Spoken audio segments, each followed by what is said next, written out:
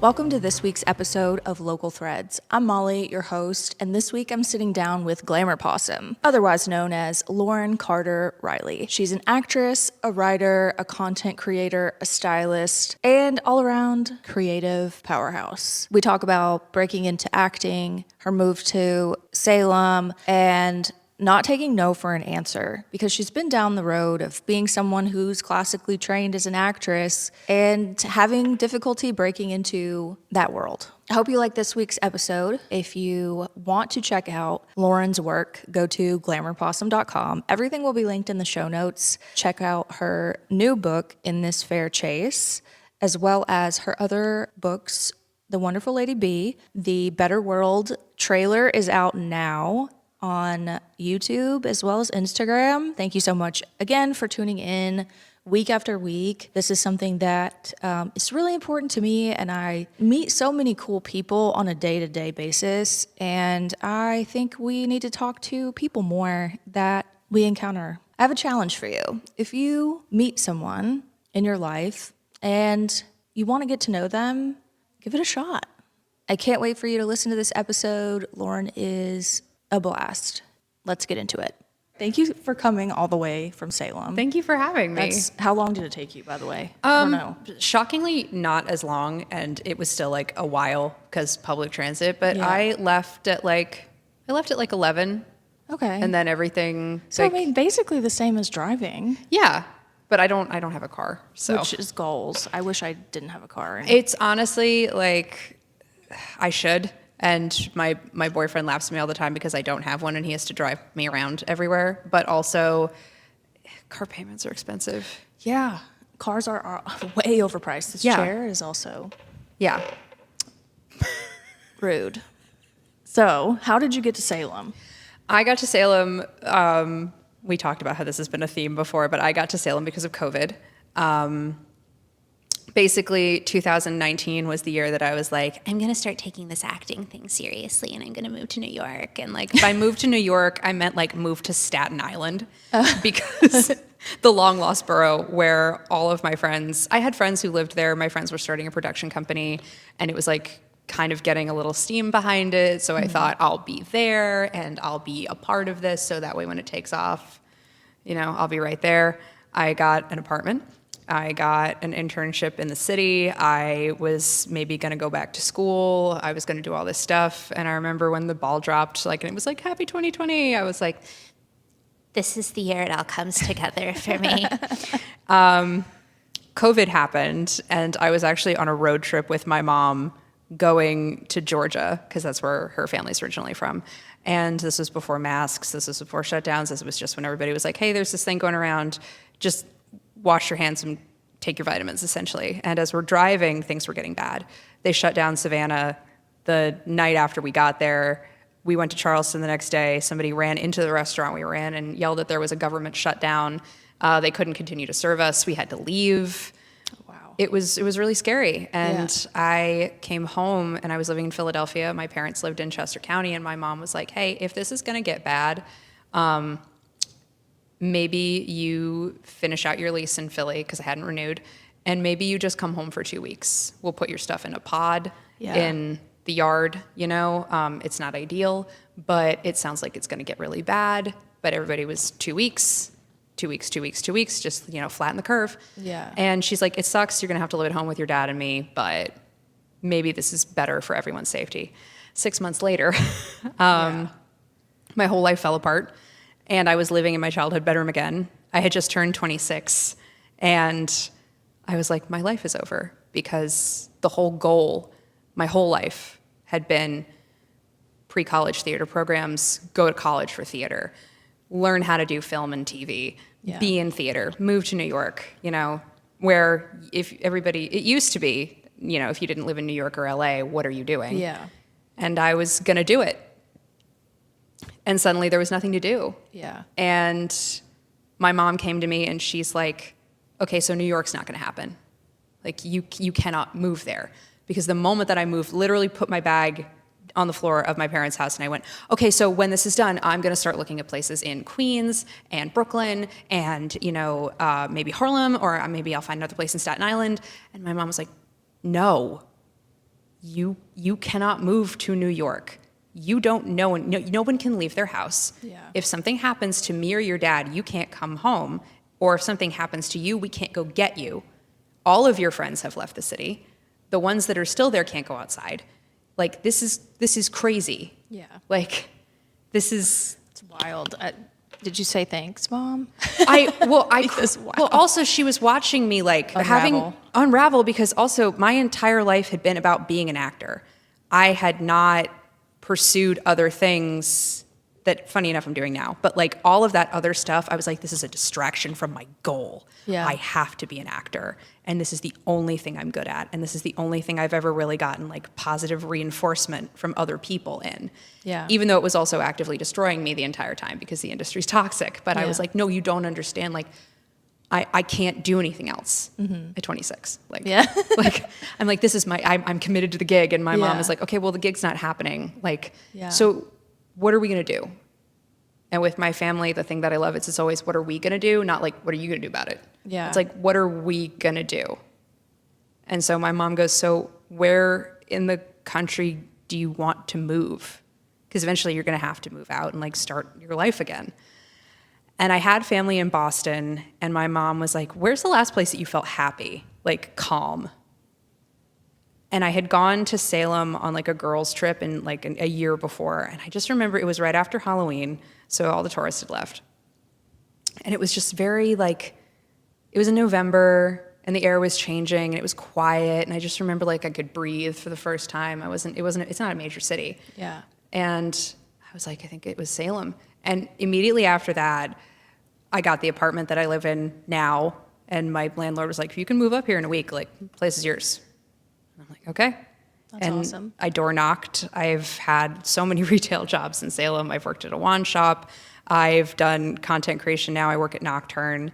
And I just was on my own a lot and spent a lot of time by myself. And I didn't know anybody in Salem, and there was no going out to a bar and making friends or like going and taking classes and making friends. So you moved there, it was still 2020 or was it like 2021? I moved the summer of 2020, late summer, so July. Oh, wow. So I just had my 5th year in the apartment that I've been in since, and I had like no furniture, and it was really scary because I think anybody that's ever been in entertainment or acting specifically since they were a child, you're used to that, like, you're always on edge a little bit, and there's always something to do. There's an audition to go to. There's a job that you want. There's a project that you have to travel to. And it was like, I can't go anywhere. Yeah. I can't do anything. Nobody's telling me what to do. Like, what do I do? So I started going through stuff that my mom she gave me this big folder of stuff that I'd done in high school. And she was like, just look through this. And it was all the stuff that I'd written. That's cool. I'd always been a writer, but again, it was, this is silly. It's not like it's any good. Yeah. And, I'm a terrible person, and I just write stuff about how I feel. And it was all like, teenage girl stuff. And I was like, this is not the work of a serious artist. Yeah. I am a savant. And I read through it, and I was looking at like all of these things that I'd been putting out. I'm like, there's stuff here that Isn't it interesting when you go back and read something and you're like, I can write. Yeah. And it was like a light bulb went off, and I was like, oh, I've been doing this since I was a child. Yeah. Like before I could actually write sentences, I realized what I was doing was I was storyboarding, where it's like you draft out scenes from movies, and I was doing that before I could coherently like write and structure actual stories. Yeah. And then it was like, oh wait, I have been doing this the whole time, and there's nothing else to do. And the other thing was that TikTok was like the only way that you could really see other people. Yeah. And because we were all stuck inside. Oh, what a time. The 2020 2020 TikTok is like prime. Will be studied one day. Yeah. And like my kids will come home and be, Mom, I have to do a report on like 2020 TikTok. Like, were you there? And I'm going to be like, let me tell you, kid. Yeah. It was so good. But we were all kind of just using it to stay connected to each other. Yeah. And it was, in a way, really, really toxic, but it was also comforting because other people were taking their rooms apart, and Nothing other is people funny were anymore. No, Nothing. it's all. Is it me or is it the content? I don't know. You know what I mean? I think the problem is that it reminds me a lot of like when YouTube first became a thing, Yeah. and we were just putting up stuff for the hell of it. Like you go back to like 2008 YouTube, and it's the Wild West. There were dogs on skateboards. There were, people were just making skits and like joking around with their friends. And then I think anytime that social media is like, can we make money off of these people? Then you get that thing of like, hey, we want to give you money to do this, Yeah. which is also great. But then you start subconsciously being like, I have to appeal to people now, or I have to make it outrageous and gross and like Spend $1 million on a video, which clickable. people are doing now, which is insane. And then like people who don't, like, especially in today's economy, people will be like, I just spent $10,000 on a back to school haul. Yeah, that's wild. And I'm like, so you're going to put yourself in the pit before you've even begun your real adult life. Yeah. But people will click on that. Mm-hmm. And I think also a lot of people don't realize how social media pays. Or Bama Rush. Or Bama. Listen, I love Bama I like Rush. watching it too, but my God. As somebody who like at one point, my mom is from the South, and so like kind of understands that culture, and she's repulsed by it. And I sit there and I'm like, oh my God.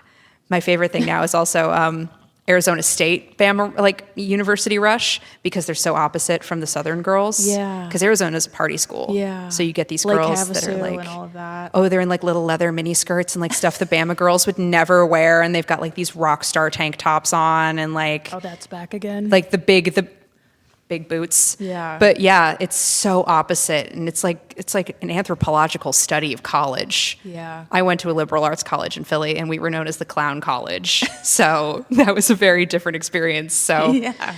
But no, you get people who are like, oh, if I post like one video, it could change my life. Yeah. And I posted a lot of videos and it changed my life, but I have never hit the numbers of some of these other people. And I don't want to. No. Because I think also the scope of social media is slanted, because if you do a video, so like I have a very popular character on TikTok called Sunday O'Riordan. Mm-hmm. And if I do a video and it gets 6,000 likes and it's viewed 22,000 times, that's the equivalent of like a pretty decent opening weekend for an indie film. Really? An average size theater, like a movie theater, is 150 seats. Dang. So if you do the math, Yeah. I'm reaching an audience that's like a pretty good opening weekend. Yeah. And then if you do the math and you think, okay, so 22,000 people watched it, 22,000 people would pay, what is it for a ticket now to go see a movie? Like $20. 20 bucks. Yeah. We don't go to movies anymore. But yeah, let's say you pay $20 to go see a movie. That generates revenue. Yeah. And I think that like people are so used to like 100,000 likes, 1 million likes. Like those are obviously astronomically big numbers. But for content that took me 3 hours from getting ready to, do hair and makeup, film, edit, post, that's a huge reach for somebody that has no representation. I do all You're of not my own selling stuff. something. I'm not selling something Yeah. either, which, I obviously sell stuff in this fair chase, available for digital download as well on my website at www.glamourpossum.com. But also, like, I'm selling an experience is the thing. Yeah. And as an actor, like, that's always what I wanted to do. I want to like embody different characters and do different stuff. And I want to go on a journey as much as I want to take an audience on a journey. I love skit videos. Like I watch yours. I watch, I can't remember the other person, but he's like the rich girl with the Birkin.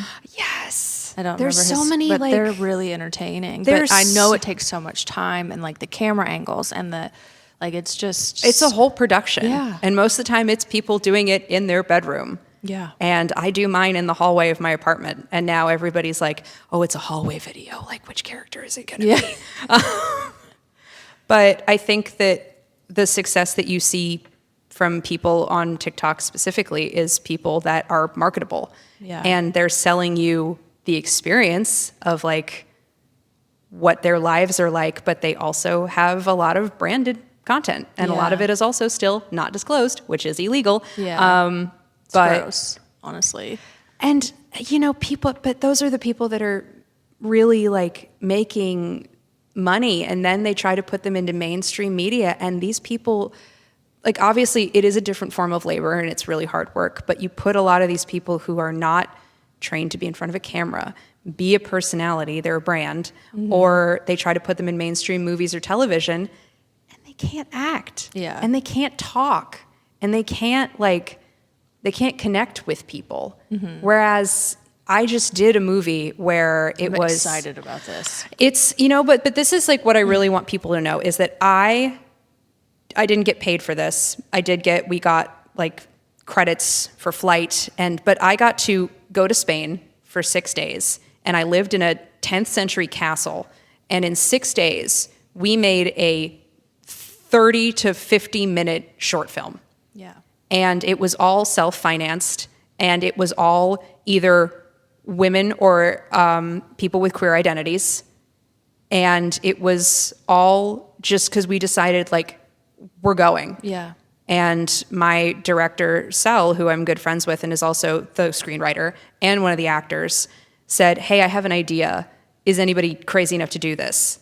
And we all went, "No, we're crazy. We'll do it." Yeah. But I think like we made a movie, and I think also working in production now, it seems impossible because movies are products. It's not like, I think a lot about the 70s and like the late 60s where you had movies that were not like the big budget movies anymore. You were doing stuff that was more gritty and interesting, and that's where you got things like Bonnie and Clyde, you got things like Chinatown, you got things that were a little bit more kind of raw. But people were doing these things with smaller productions. Like Jaws was a small production. And it was not backed by any of the bigger, production houses. But then, those are some of the best movies of all time. Yeah. And they're taught in classes. And now it's, well, is it going to market? How much for this budget? Like, what are we going to do? It's the 37th Marvel movie, but it's going to do well in China, so we have to do it because then maybe we'll make our budget back. And it's not fun for kids, I think, that are going into those businesses because they're like, how am I ever going to compete with that? Yeah. We'll go back to what the actual film is about because people are going to go crazy. Right. It's the Sarah J. Maas series. So it's a continuation of Throne of Glass by Sarah J. Maas. And it takes place 10 years after the events of the last book. Okay. I don't remember what the last book is because they're all really long and there's like 7 of them. Yeah. And I had to reread all of them before we did it. And then we also have a podcast coming out where we talk about the final book. Oh, what's it going to be called? I think it's also called The Better World. Okay. I think it's going to be, we're going to do that soon because the movie comes out in December 6th. Our trailer, I think, comes out September 6th. Oh, soon. Yeah, so soon. But it deals a lot with the aftermath because it's 10 years after the events of the last book. And Aelin and Rowan have a kid now. The whole plot is around their daughters turning 8, I think. And so everybody kind of comes back, and it's also to do a royal address about the memorializing the war that happened 10 years ago, and you meet all of these individual characters, and you see how they've dealt with things, some of them better than others, how their lives have changed, and how people are differently affected by trauma, and like, when is it a good time to move on from trauma? Are you ever really, truly moved on? Guilt of like, am I allowed to be happy? Am I allowed to have all this nice stuff? Because I think that, like, again, going through 7 books with her, when I first started reading Throne of Glass, I hated Aelin, and I had to play her because she's 16 in the first book. I haven't read the series because of that. Yeah. I was struggling. But she's, I think that, like, when I first read it, it's so easy to be like, oh my God, she's 16, she's great at everything, like, yada, yada, yada. Yeah. Like, she's sort of a Mary Sue. And then you keep reading, and you're like, okay, there's more. Yeah. And also, she goes through a lot. Yeah. And, she's my age in the movie that we just did. And I started thinking about where I was at 16. And I can do anything. But also, like, I think that, 16 is that age where you are starting to become an adult. Yeah. And yeah, everything does seem easy and perfect until maybe up till then. Yeah. And then you get hit with Life. You get hit with the shit, kind of, Yeah.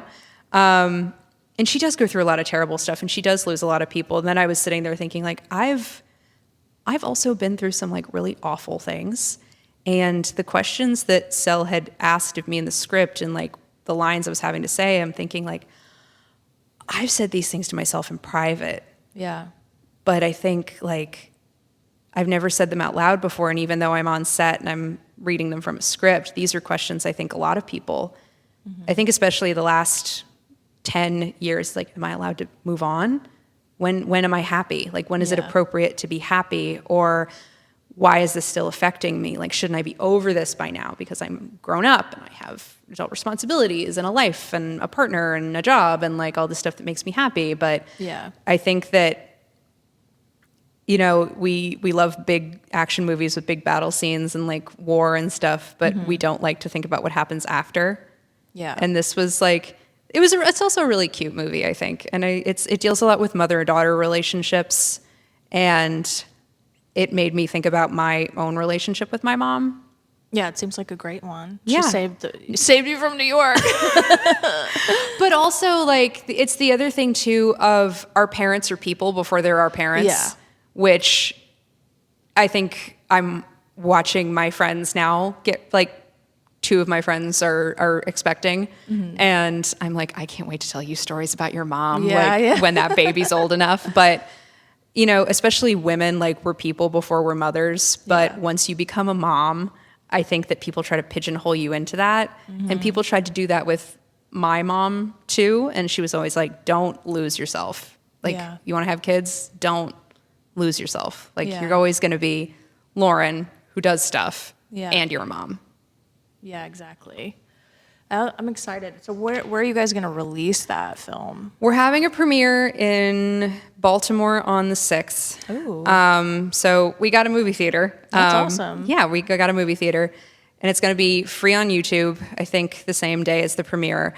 I got to email Cinema Salem. I've been really bad about this, but I'm going to try to email them about like 2026, maybe having, like, a screening so people can come and watch it. And it's also just an excuse for me to ask everybody who worked in the Better World to come visit me in Salem. Yeah. So I'm going to basically say, like, hey, you can stay at my house, and, like, maybe we could have a Q&A session and talk about, like, what it's like making a movie when you have no idea what you're doing. Yeah, it's really awesome. It's not easy to do. I mean, geez, doing a 10-second or 20-second Instagram reel is a pain in the ass. Like, so It's the truth. So spending 6 days working and, like, being in character and then having to edit that down and still making sure you got the story that's not for the faint of heart. Yeah, it's brutal. And like, also paying for everything, right? That was the other thing is, this was not cheap. This was,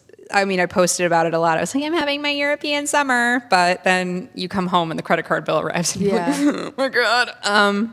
But that's the other thing, it's, you spend the money knowing you're not going to get it back. Yeah. And that's not always great for people.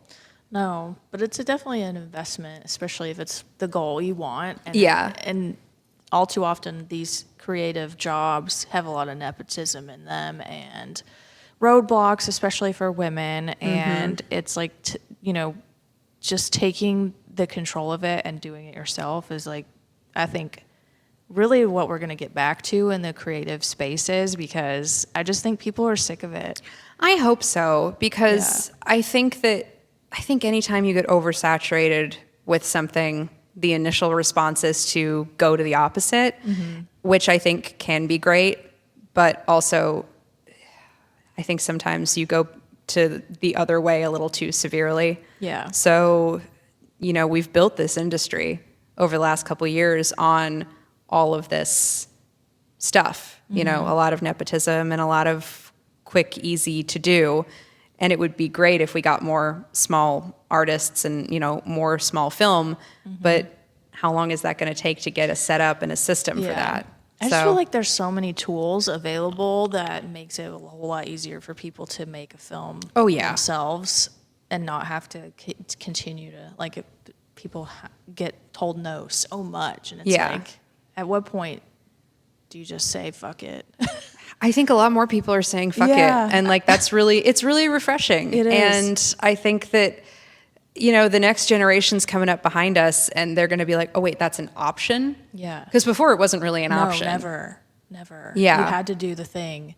You had to pick a thing and do the thing and stay doing the thing for 20 years. My hope is also that there's less of a split between like people who are doing smaller stuff and on their own and people who are doing mainstream stuff. Because I think the split is still very much there where it's like, oh, that's nice, honey. But, you know, the real professionals are doing it this way. Yeah. And I think that, you know, I got bit by the acting bug again doing In the Better World. And I want to do more projects. Like, I was trying to explain this to somebody. I was trying to explain it to my boyfriend because he works in a lab and he's got a very practical, by-the-numbers job.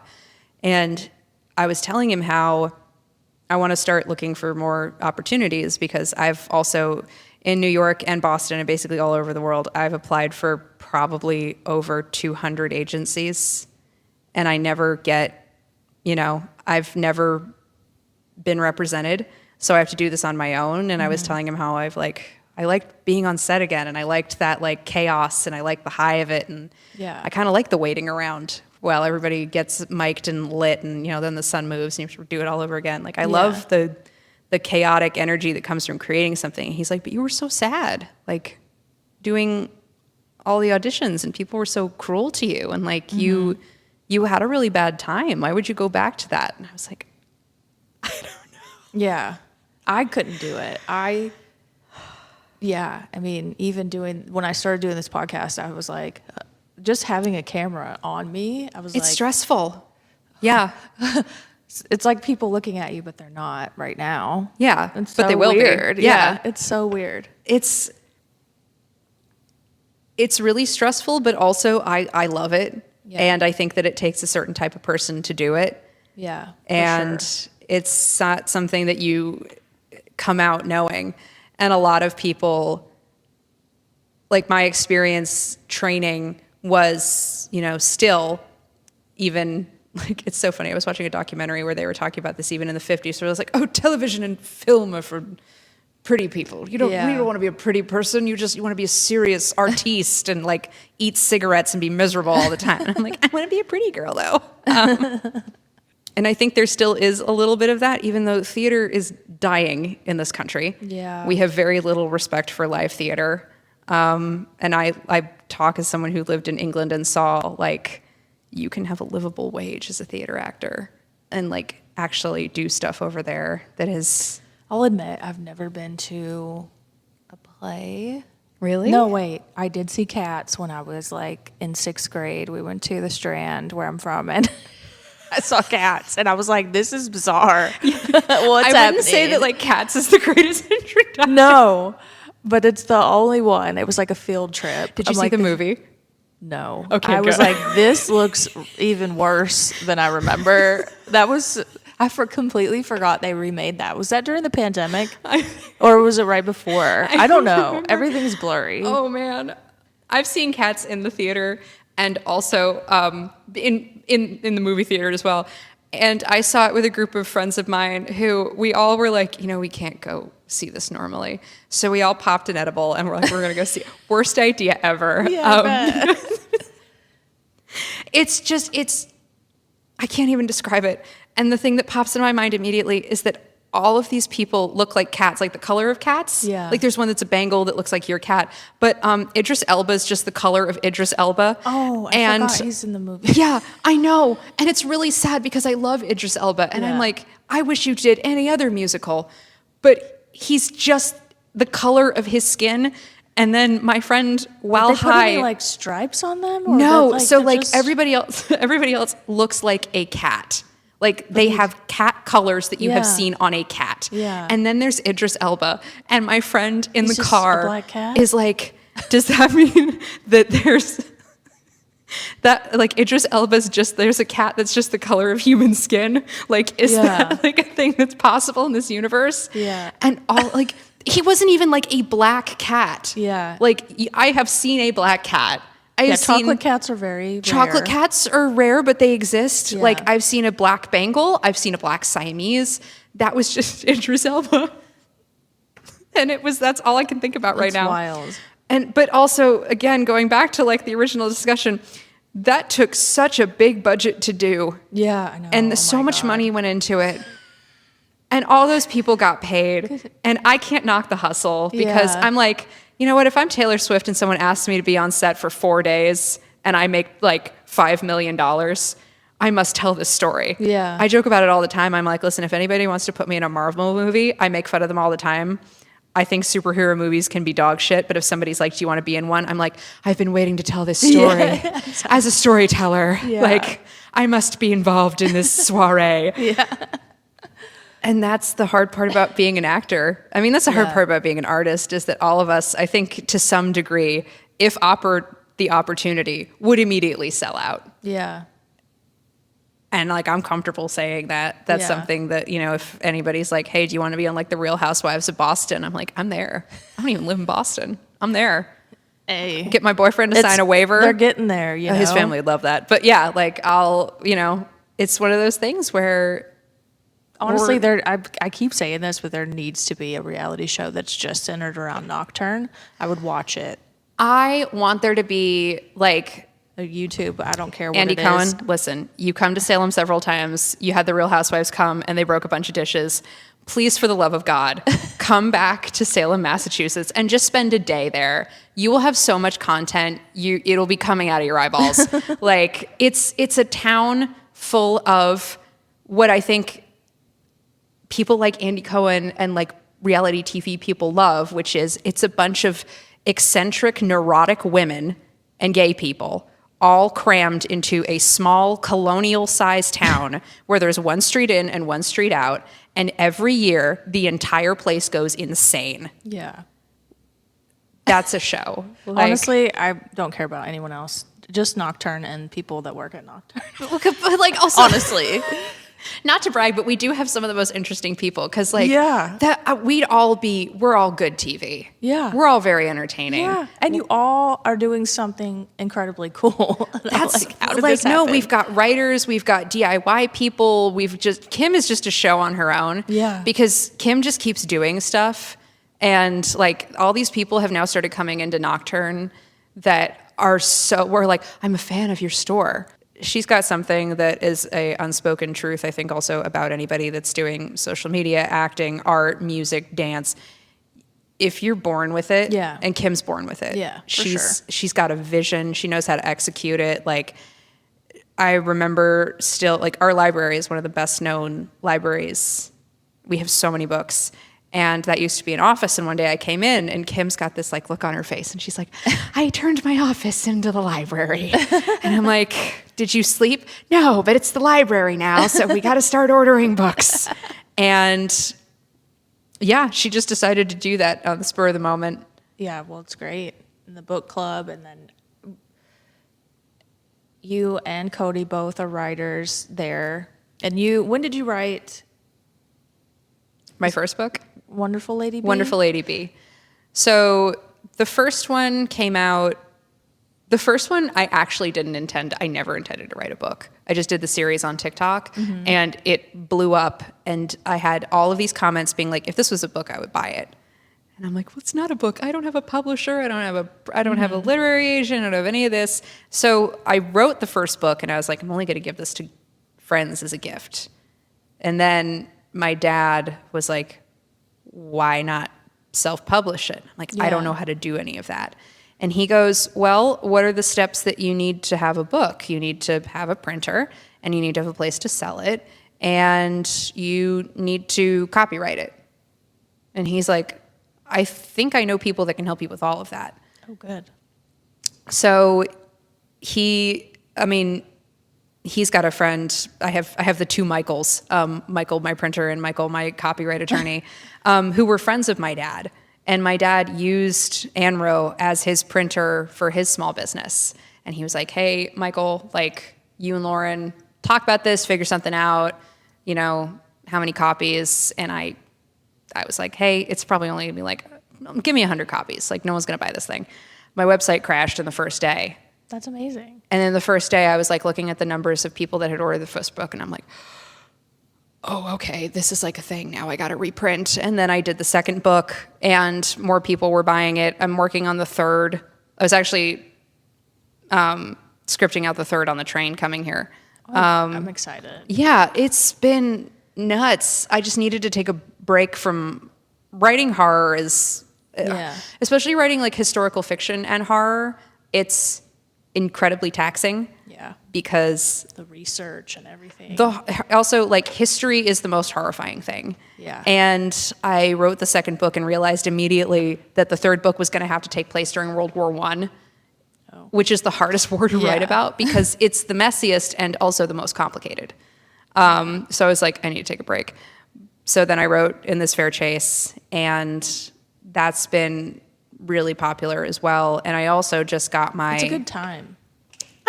I needed to do something fun. Yeah. I think that, you know, you got to stay whimsical. And also, I had all these experiences in the industry. And obviously it's fiction, but I've ended up in some very strange places with famous people just by being around. Oh. And I never use names just because I'm always of like, course. Who but cares? so there was actually an instance where one of the characters in This Fair Chase is implied to be dyslexic, or he has problems reading. And I got a call from a friend one day, and she was like, hey, I gave your name to somebody that's looking to do a chemistry read for a potential project. They're interested. Can you get to New York? So I go to New York, and they're like, hey, you're going to chemistry read with somebody who is an internet personality, and they're trying to give him a film career. Spoiler alert, didn't work out. But, you know, he's going to come in, and you're going to read, and it was a scene where it was like a frat comedy. And I was like his older sister, but like easy to do, you know, physical comedy for somebody that like, that's what they do. Yeah. And I was like, okay, this is it's a star vehicle, you know, it's obviously to be like, hey, this guy acts. Yeah. And it was a scene where I was like his older sister, and it was like, you have to like grow up and be more serious. And like, you know, the Charlie Brown voice essentially. And that was the only part of the script I ever got. I don't know if it was probably where she's probably right. Yeah. But so he comes in with like 5 other people, and they're all like whooping and loud and being like middle school boys. And then the first part of the chemistry read, normally they'll just have you like talk to each other and see if you can talk to each other and if you like each other and if you read well together, like on film, if you look decent. Mm-hmm. And I was like trying to talk to him, and I'm like, where are you from? And he tells me where he's from. And I'm like, oh, I'm from Pennsylvania. And we started talking about football and like the Eagles and things like that. And so I had looked at the script before. I assumed that he had gotten a copy of the script before. But then the guy who was running the tape, like the chemistry read, goes, okay, so we're just gonna like do the first scene, just gonna read it. Don't have to like have any big emotions about it. Just go through it. And immediately he's like this. Oh no. And he starts reading, and I'm like, he doesn't know the lines. And immediately I heard a couple lines. I'm like, oh, this kid can't read. And he's in his 20s. And I'm like, oh my God. And everything I thought about him before, because I knew who he was, but immediately I was like, oh no. Yeah.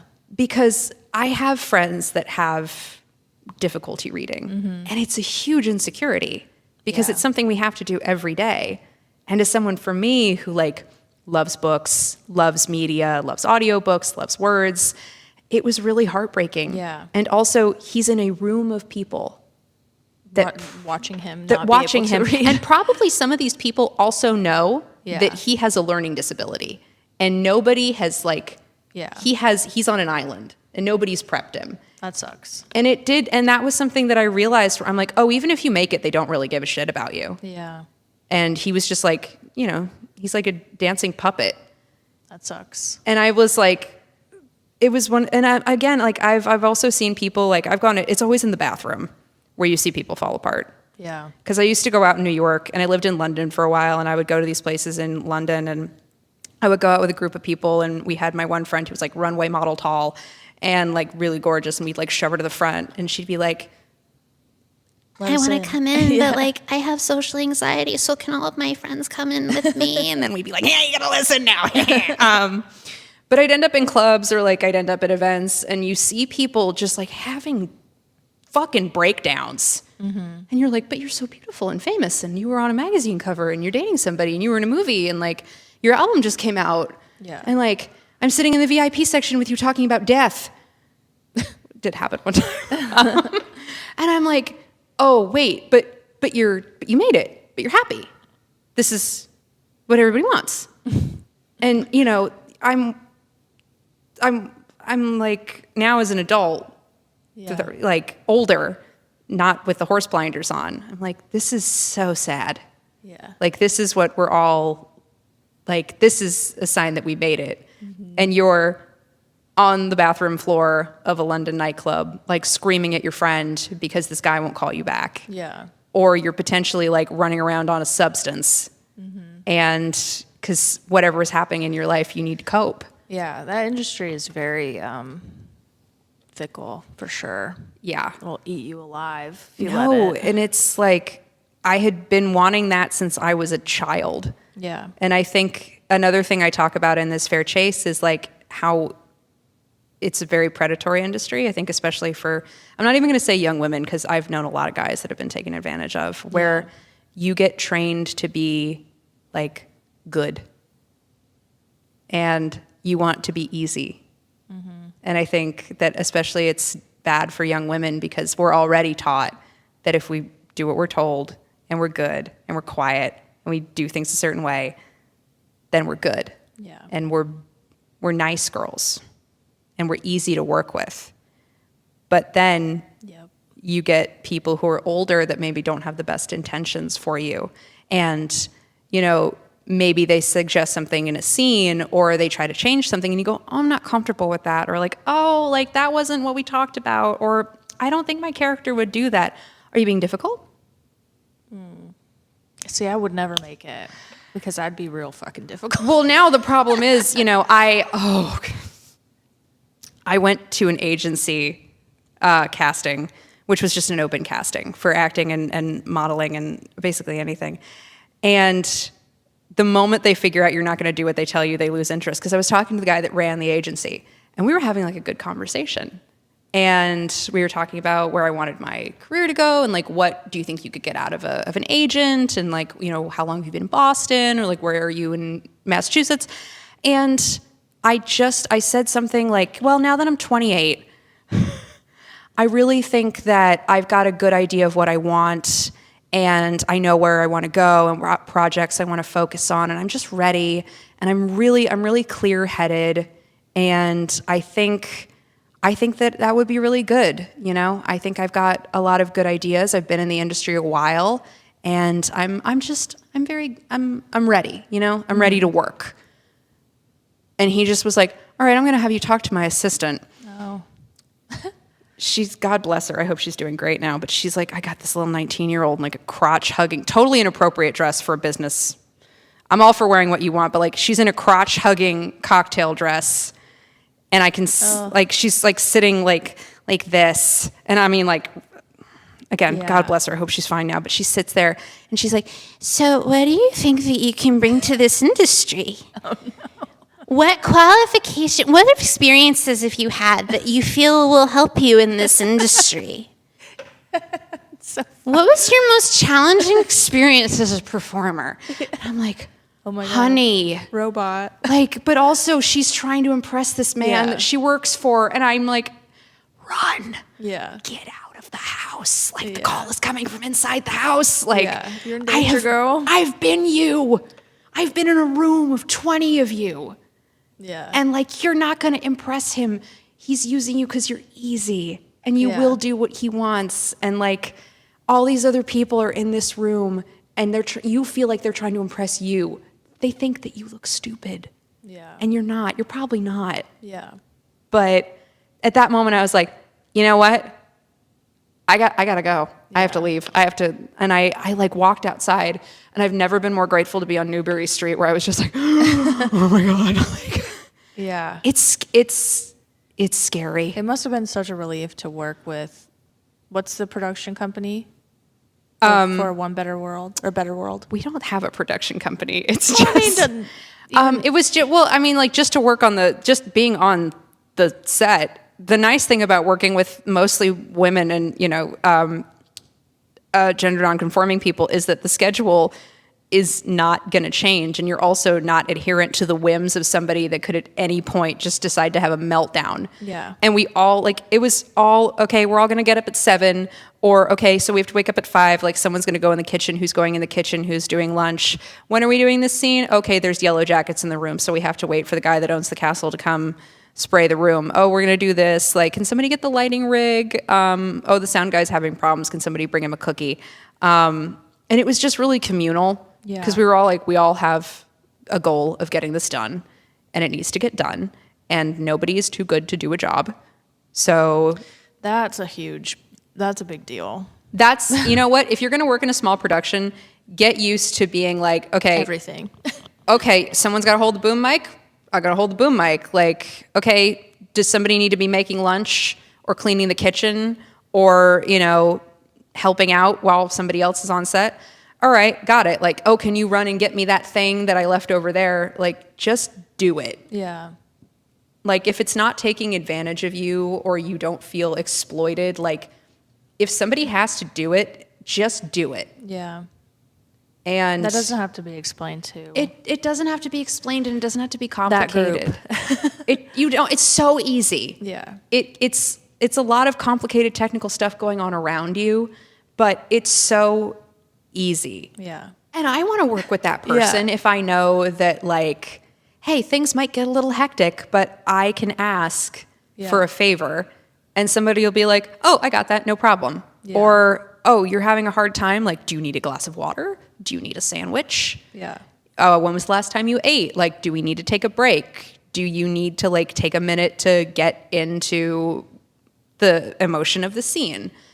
And nobody's yelling at you that you're wasting their time. Yeah. And you can play the parts that you want, right? When you're working with a team that understands like your interests and your passion for a particular topic, there's not like a bunch of people telling you no, or that you don't look the part, or no, or like, that was the other thing is, I don't think I look like Aelin Galathynius the way that she's described in the book. I haven't read it, so. But, well, she's very, like, there's a lot of emphasis. She's an assassin. And so there's an emphasis on her having, like, a gymnast body, which makes sense because she's, like, scaling walls and doing backflips off of people and, like, sword fighting and a lot. Well, I'm going to watch your movie, and so when I read it, you're going to be... Which is, like, the thing that I haven't thought about. I'm like, if people haven't read this series before, they're going to, like, maybe have me be their first introduction to Aelin, which is exciting. And also it's exciting that, like, all of us are introductions to different characters. And the really fun thing is that we have multiple women playing men in this one too. That's nice. Because I think, we had no cisgender male actors, which was something that I was, like, interested to do. Yeah. And Rowan, who is her husband at the time, is played by Rebecca, who's incredibly talented. And it was really fun because none of us, like, felt intimidated by each other, and we were all really communicative. And, like, not that you have to be intimidated by all male actors. Like, there are ones that actually know how to do their job and be, like, professional and open and helpful.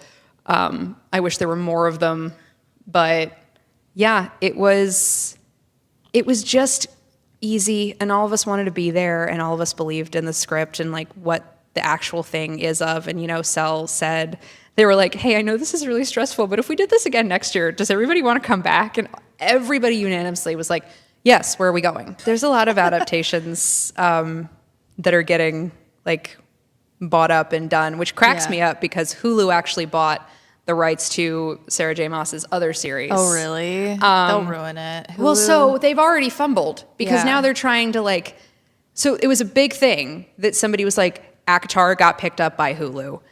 Where are we going with this?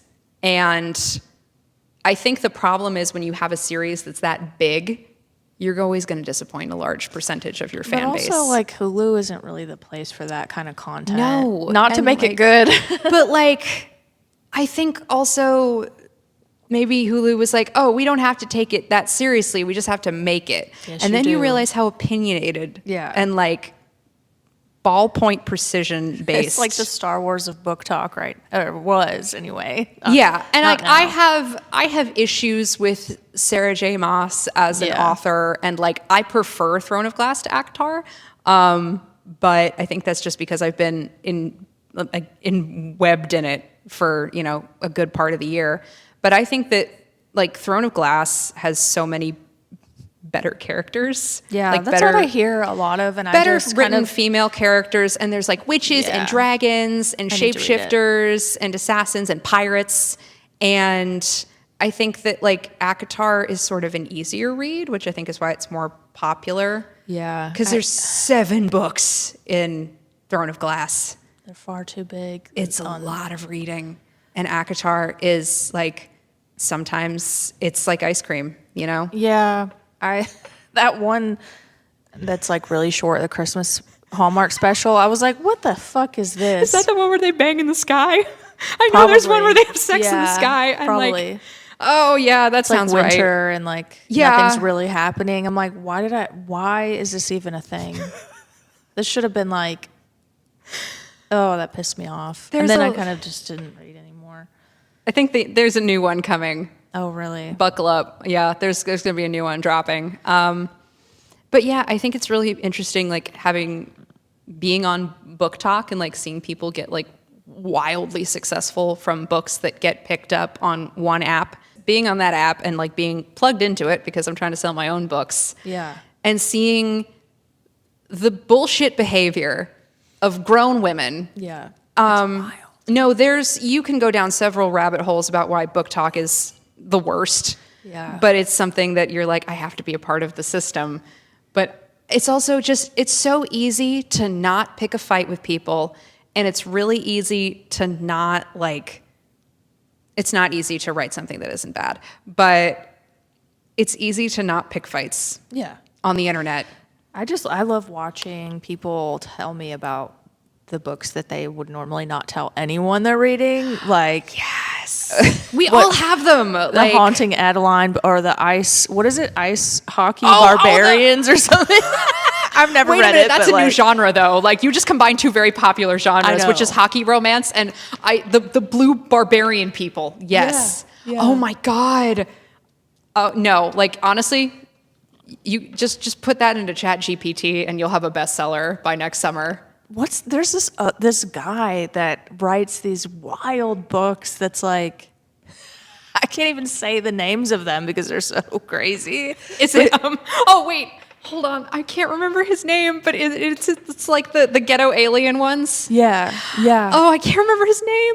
Oh my God, this is awful, but I love him. Yeah, because it's hilarious. It's like he's a parody of BookTok. But like, that's what I love is that we've now reached a point where it's so silly that this man has made a living.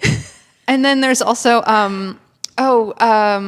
I can't say the other names. It's the ghetto alien one, and then like Pounded by the Planet Mars. Yeah. Chuck Tingle. That's Chuck him. Tingle. There's another guy too who does like specifically like he's a Black author and he writes like My Baby Mama's a giant moth or things like that. And I'm like, every time that Quan Mills. Yes. Yeah, anytime Quan Mills drops a title, I'm like, I'm so excited and happy for this man. I just saw one about what's his last name? Tingle? Chuck Tingle, yeah. Something like, I fucked my 5-star review or something. It's like, there's one my friend has that's all dinosaur themed from him. There's one that is Elon Musk and the Planet Mars fan fiction. So every time one of us has a birthday and we have a party, somebody will dramatically read a Chuck Tingle one. Oh my God. And my friend Ellen had her birthday, and I dramatically read the one that was like ravished by the country of Canada. I'm going to start giving people Chuck Tingle books for Christmas. They're birthdays. really funny. And like the other thing is that he also writes, I think Camp Damascus was the serious novel that he's written. It's actually like, it's about a conversion therapy camp. It's actually really good. But as an author, sometimes you have to write bullshit to clear like a path to the actual stuff that you want to say. And that's why I just had somebody message me and be like, I'm 20 years old and I really want to be a writer, but I don't know where to start. And I'm like, what you do is you get a notebook. Yeah.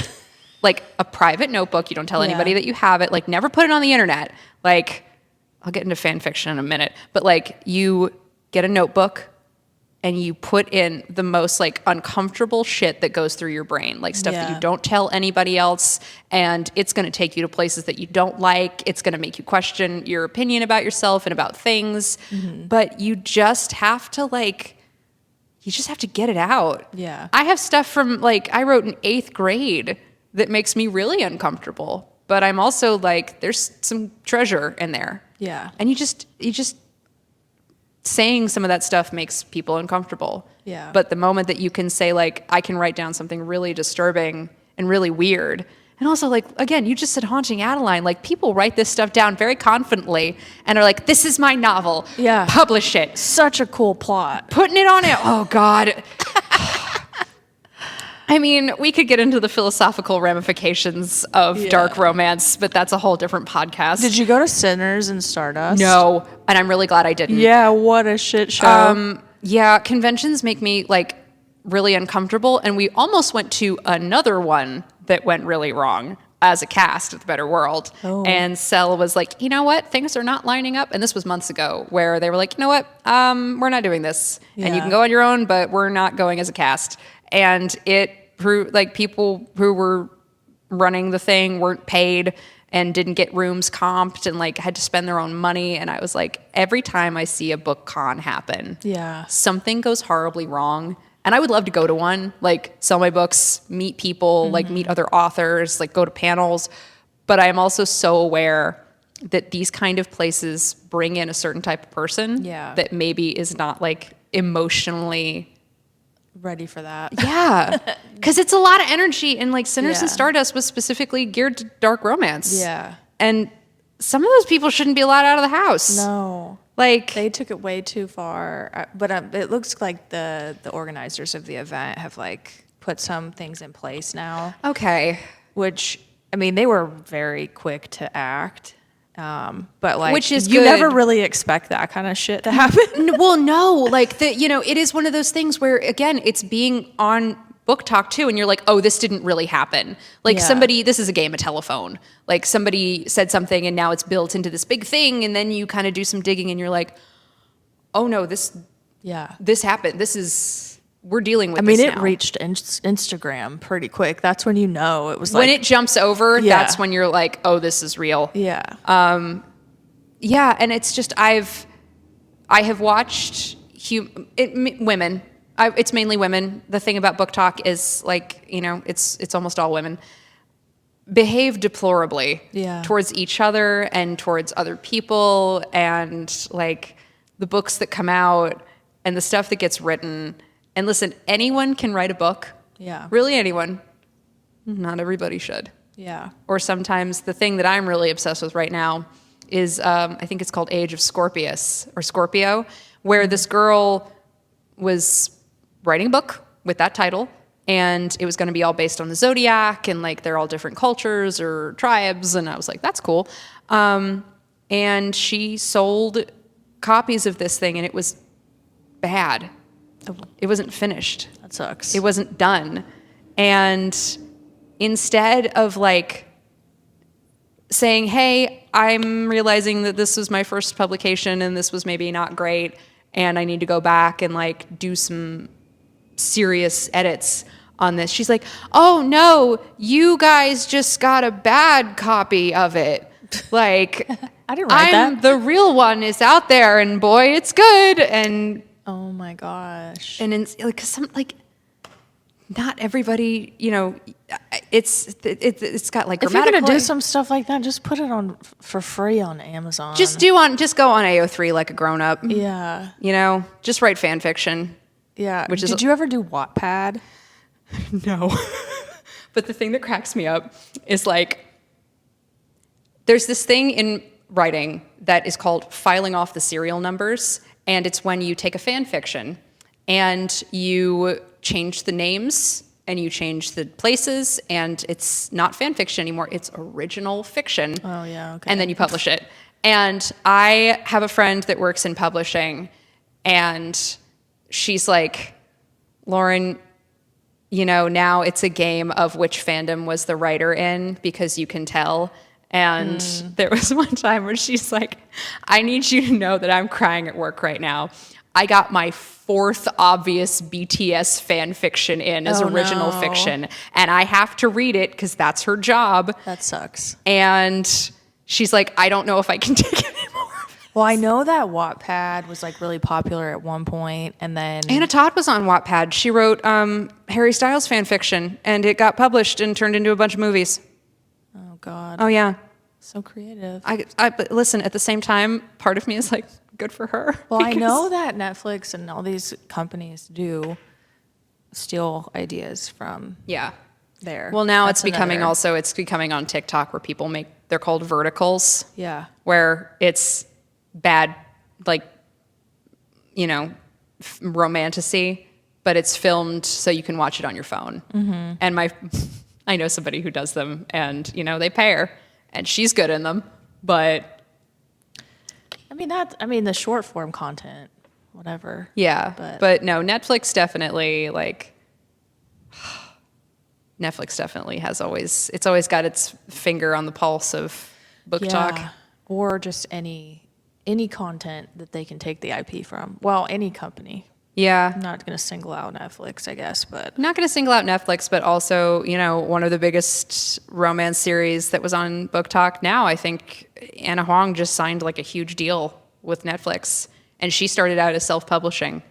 And honestly, like, it's been really inspiring seeing somebody who was like, yeah, I started writing during COVID and banged out like 4 books in like 2 years. dang. Because I know you write for a magazine as well, and you do styling, and you do modeling, and you write books, and you act, and you work at Nocturne, which is like a cast of characters in itself too. What else do you do? Tell me something somebody doesn't know about you. Secret. What's your secret, like, guilty pleasure? The big thing that, like, I guess a secret was that, like, I used to sing a lot, and that's something that I feel like has fallen by the wayside, and I've been thinking about it. I loved it. Okay. I was in choir. I was in every musical. I was in show choir. And I wanted to do musical theater, but the program for musical theater at my college was so big that anybody was discouraged from kind of doing outside courses because they were all overloaded. Yeah. At least that's the answer that I got. And so I miss singing a lot. The only problem is with me is the reason I haven't pursued it is because I have a really hard time reading sheet music. It looks like alien. My brain script is to not me. wired for it. Yeah. So the way that I learn is auditorily. So I have, like, this is something that a lot of people know. I have a photographic memory. Oh, cool. Which I think has really helped with, like, learning scripts and doing stuff. But so it also means that I know a lot of, like, strange facts just out of nowhere. Yeah. Well, because also just facts, because I saw it once and I'm like, oh, did you know? I'm that person. But but I I remember literally every Snapple fun fact. I don't even think there were that many fun facts. I think at some point they just started repeating them. I the miss bee makes honey, or like some dumb like, shit. No, I know, like, I'm like, hey, do you know that, like, there's 8 ghosts in the Tower of London? And, like, one of them's a polar bear? I didn't know that. Yeah, so photographic memory, because I saw this one time on a placard, is that Henry VIII used to have, like, a menagerie in the Tower of London. Because I do remember that. Yeah, I it used to be a do. royal residence. And so people would give him animals from all these different places, and they had a polar bear, and they didn't know how to take care of it, and it died there. Oh my god, that's And sad. now it I haunts the remember that grounds. It was a menagerie. I was literally there not that long ago. I mean, 2018. Sorry. Okay, that was a long time. Never mind. We don't know. Time doesn't exist at this No. point. Like, we're in a different timeline. We don't know how quickly or slowly things are coming. No. But yeah, my big thing that my big secret is that, like, I miss singing a lot, and I stopped because I couldn't read sheet music, and I didn't have I had a couple professors who kind of worked with me on it and were understanding and patient. And the last time I sang publicly was I did the Miss Philadelphia pageant in 2013, and it was Were my you a talent. contestant? Oh yeah. Oh, I didn't know you did pageants. I did one. And it was for the state? Yeah. Oh, that's a big one. No, well, You just like went, okay, I'm not going to do like, I'm just going to go full on. freshman year of college. High school, I mean, I didn't know who I was in high school, like I think a lot of people do. Yeah. And I was like, I felt akin to Rachel Berry a little bit. I was very protective of my theater program, and I was like always looking at other people who got roles over me, and I cried a lot, and everybody was always like, oh, she's crying because she like thought she was going to be the lead, and I was crying because I would try out for the lead all the time, and then I wouldn't get it, and I'd be like, I knew I was a terrible, horrible, ugly person, and I don't deserve love. And so then I go to college, and I'm like, I'm going to try to be like popular. Don't try to be popular in your college theater program. It will be hell. Yeah. But I don't even know how to be popular in general. I don't know. It's a made up concept. Yeah, I do. That's why you shouldn't try to do it, because it's impossible. But I saw an ad for it, and I was like, this will be who I am. I'm going to be this person. Yeah. Walked in to the Union Club, spoke in front of everybody, did an audition, sang a cappella, walked out, felt like an asshole, got a call from the woman who ran it, and she said, hey, we're going to have you as a contestant, and screamed. And then I did the pageant, walked away with nothing, but learned a lot. Yeah. And I also competed under so Miss America went through like an overhaul a couple years ago. So I competed under the old pageant system, and now they've revamped a couple things, and they're like, yes, girl boss, like, it's a scholarship competition. Okay. It was a beauty pageant. Yeah. Like, it started as a beauty pageant, and then it became a scholarship system, and like, I remember looking around at all of these women and being like, holy shit, they're all like really qualified and like do important things. And like, there was one girl worked in the finance district for like this huge company, like a Fortune 500 company. One girl was like a pre-med student, and she wanted to go into like pediatric oncology. Like, these were not like bimbo pageant girls. Like, I had my Sandra Bullock moment of Miss Congeniality, where I was like, oh my God, like these women are all so smart, and they're good, and you have to have a platform too. Like, you have to do charity. And mine was arts education in underfunded cities. But a couple other people worked with like St. Jude's and like animal care and like eating disorder awareness. And I was like, oh my God, like the contestants are not the problem. The people who are running it are evil. Yeah. And also, why isn't there a Mr. America? Good question. Oh, that's right, because men get to do whatever they want. Yeah, it's like, why? Yeah, Not all men, men don't have to be like show talented ponies. and pretty and smart, and like, there was this famous clip. Right, nice. Not nice. But my favorite thing was like, a couple years ago, you also have a 1-minute question where you have your on stage question where they can ask you anything. And I got asked about like what my travel experiences brought to my understanding of the world. So that was an easy one. There was a Miss America contestant that basically got asked to solve ISIS. Oh yeah, I remember that. And she did a really good job. She did a better job than like some people that are in positions of power today. Yeah. Gave like a really clear, concise answer in under a minute at the last second. And I just remember thinking like, what are we doing? Yeah. And then there were little things about like, make sure that you guys are eating protein. Yeah. Are you guys eating enough protein? Because it's going to be busy days. You got to eat protein. And basically it was like, hey, don't get fat. Yeah. Or like, if you're going to be fat, then it's like, how do you feel like with your body positive approach to life? Yeah, Like, exactly. you can't just be big. There were a couple girls that like, that were a little bit bigger than me. And everything was about like living life to your fullest as a full-bodied woman. And I'm like, don't you want to ask her about like the cancer research thing? Or like how she Meanwhile, teaches? she's probably a size 6. But it was like, I remember her platform was like music for, music therapy for kids that were victims of gang violence or something like that. And I was like, ask her about that. Like, that's important. Like, Meanwhile, it's like pitting everybody against all each of us other. against each other. Yeah. And then there was one night where they all took us out and they got one piece of cake for 13 women. Stop. It was at an Italian restaurant, which they always took us to like restaurants that had carbs and calorie dense food. Yeah. And knowing that everybody is like trying to look their physical best, because the thought of being you have to be on stage in a bathing suit. Yeah. And it's like a thing. And there are some girls that don't give a shit and can eat whatever they want or like didn't really care, but there are other girls that like this is something that is a competition to them. Honestly, I'd watch a parody pageant. It would be hilarious. Miss Salem. I would be in that. I don't know. There probably is a Miss Salem. So, I mean, yeah. But I just remember they put down it was 2 pieces of cake, but it was like one chocolate piece of cake. And I'm like, you think that 13 women are going to share one piece of chocolate lava cake? That's so fucked. And then we did the whole show. And what did they give us backstage? Pizza.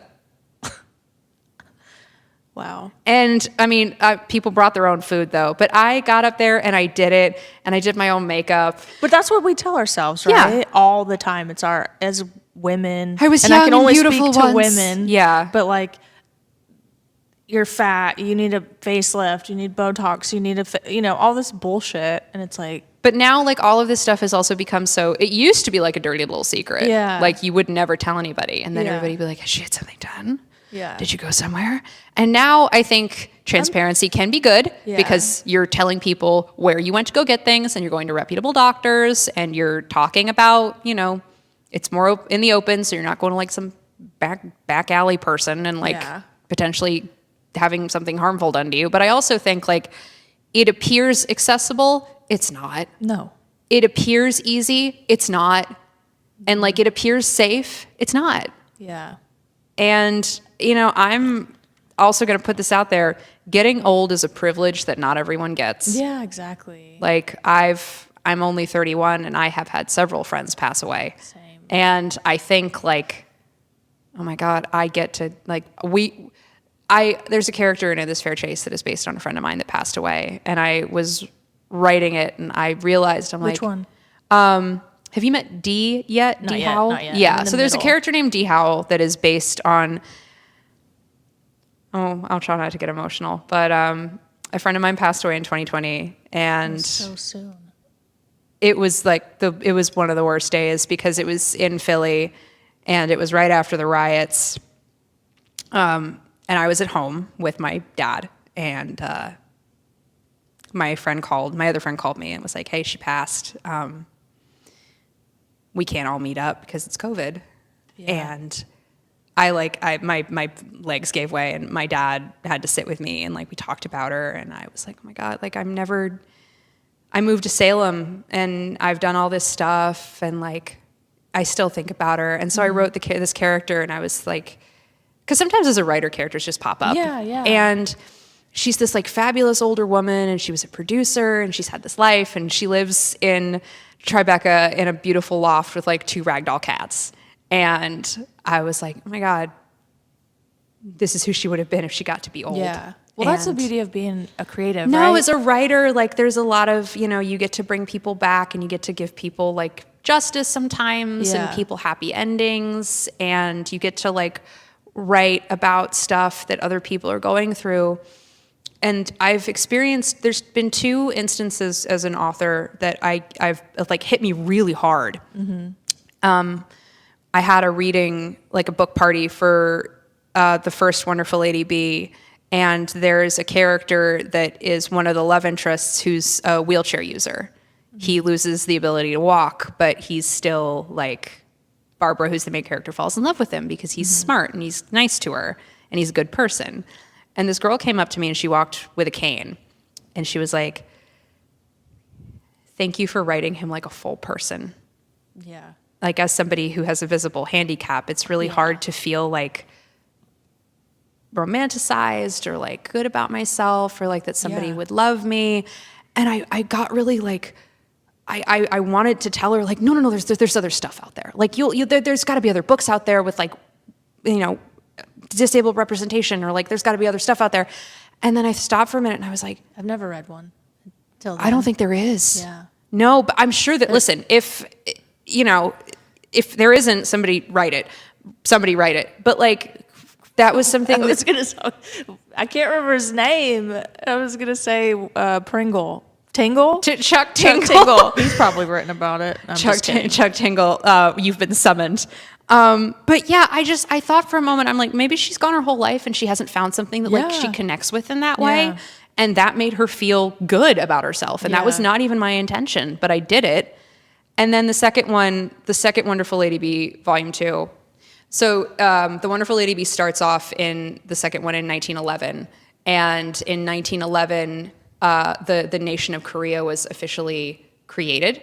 And then it was occupied by Japan not long after. So that's sort of the world that they're functioning in. And one of the characters is from there and is dealing with kind of sending money back to his family and like making sure they're good with the Japanese occupying government and like maintaining, because he promised his wife, because he's immortal, like 500 years ago, he'd take care of their family, but some of the family have become really shitty and he had to leave, and like it's a whole thing. And this girl came up to me, and she was a follower of mine for a really long time, and she was so sweet. She was like, my parents are Korean, and we don't ever talk about what life was like before they came over here. Because a lot of people came over in the 80s and like 60s, and you know, there's a whole system of that. And she was like, I want to write about my own culture. That's cool. And she talked about how her grandpa like blew all this money on exotic birds. And like, it was this whole thing, and like, he didn't treat her grandma well, but he loved these birds. I'm like, that's a story. Like, I'd read that. Yeah. Like, and I think that obviously Korean stuff is really popular right now, but I would encourage anybody, like especially K-pop Demon Hunters is like a big popular thing now. I love it. I love that movie, but also like go do more. Like go find more stuff. Yeah. Go look at art. Go read books. Go, you know, K-dramas are not the only. But The Glory? Oh my God, thank you. The Glory is probably the best series I've seen in a really long time. It's so good. No one does revenge like a Korean Oh no, show. Korean women are beautiful and terrifying and so smart. Yeah. And they all look so good. And oh my, I had this whole idea that I was That's going such a to good learn how to play Go, and I was like, oh, I should also be a competitive Go player because that's so easy to do. I should play this game that I've never heard of that has like no hold in the culture that I live in, but I need to learn how to play it. I'll be a badass if I learn how to play Go. Oh, this has been a good one. We've covered a lot of different topics. Yeah, it was chaotic, but it was so fun. It was, but I think that we sort of both thrive on chaos and do really well there. Yeah. So I think we've come full circle. Okay. I'll link everything in the show notes on where to find you. Yeah. Your website, your Substack, your Patreon, your I YouTube. got so much stuff, and it's all Glamour Possum. It's easy to find me if you just put in one Glamour Possum thing, and then it all pops up. Okay. Perfect. Well, thank you for coming. Thank you for having all the way me. down south-ish. Yeah, it was, you know, hopefully public transit is kind to me on the way home. Yeah, it should be. Yeah. Thank you so much for being here and listening to this episode. I hope you enjoyed it. Everything about Lauren, aka Glamour Possum, can be found in the show notes.